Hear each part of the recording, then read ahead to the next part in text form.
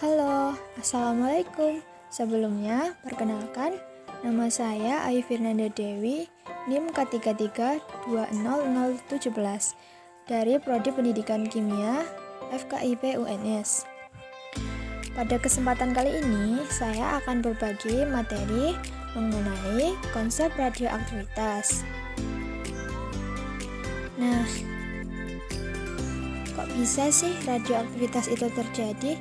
Kok bisa ada sinar radioaktivitas? Jadi, begini, dalam radioaktivitas itu terdapat 3 unsur, yaitu uranium, polonium, dan juga radium. Nah, unsur-unsur ini dahulu ditemukan oleh, yang pertama, uranium itu dahulu ditemukan oleh Henry Becquerel pada tahun 1896 pada percobaannya menggunakan uranium pada plat foto.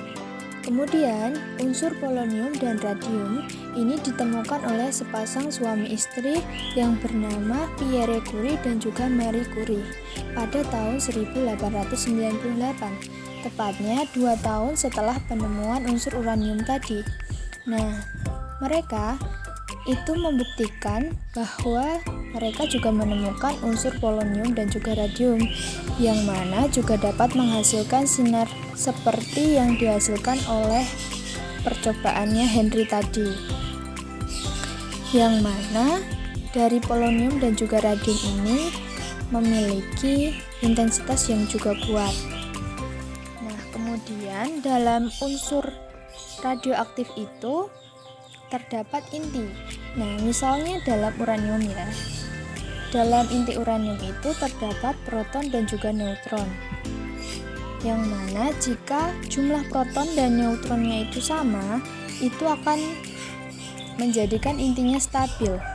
Contohnya, jumlah proton itu ada 7, kemudian neutronnya juga 7, maka kan seimbang, jadi intinya itu stabil. Kemudian, jika jumlah protonnya lebih dari jumlah neutron, maka intinya itu tidak stabil.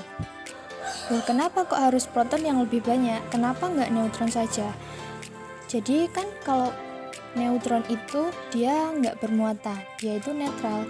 Jadi meskipun dia banyak, jadi nggak berpengaruh apa-apa.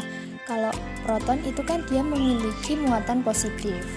Jadi kalau muatannya positif itu banyak, semakin banyak, maka kan kalau sejenis, muatan yang sejenis itu kan akan tolak menolak. Jadi semakin banyak proton, maka akan semakin besar gaya tolak menolaknya, sehingga energinya juga semakin besar dan kuat.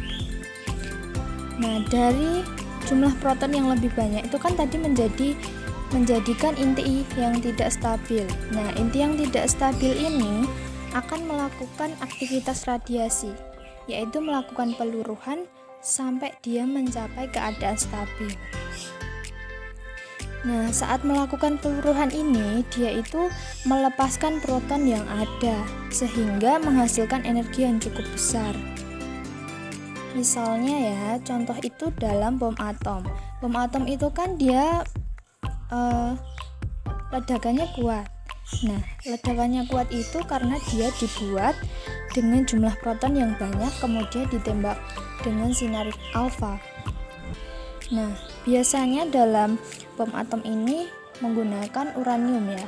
Nah, dari uranium itu, misalnya massa uranium itu 236. Nah, karena itu kan jadi massa proton dan neutronnya juga 236. Kemudian si uranium tadi ditembakkan dengan sinar alfa, maka jumlah massanya juga akan bertambah 2, karena kan sinar alfa itu memiliki massa 2 SMA. Jadi kalau si uranium tadi ditembak dengan sinar alfa, maka massanya akan bertambah menjadi 2, sehingga jumlah proton pun juga bertambah menjadi 2. Nah, kan karena bertambah menjadi 2, itu jumlah proton kan semakin banyak.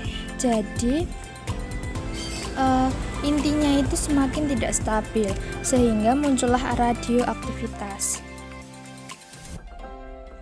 Dan dari 2 proton yang ditembakkan sinar alfa tadi itu akan meluruh sehingga dia itu bisa menjadi radiasi sinar alfa, beta, gamma ataupun neutron yang mana partikel itu memiliki daya tembus yang besar. Sekian yang dapat saya sampaikan.